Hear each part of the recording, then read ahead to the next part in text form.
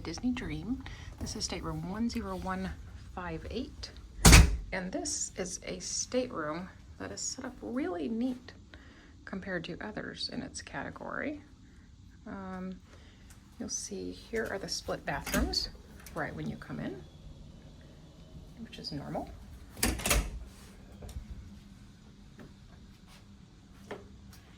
Closet space over there, and it's more of a sideways configuration with a great veranda. You have a small desk, but there is another space over there.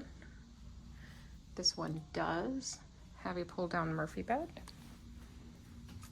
and here is the veranda.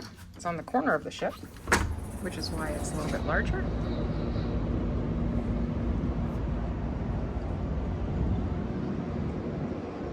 See, it's a great size. Right back here on the back of the ship. And that is it. Thanks for watching.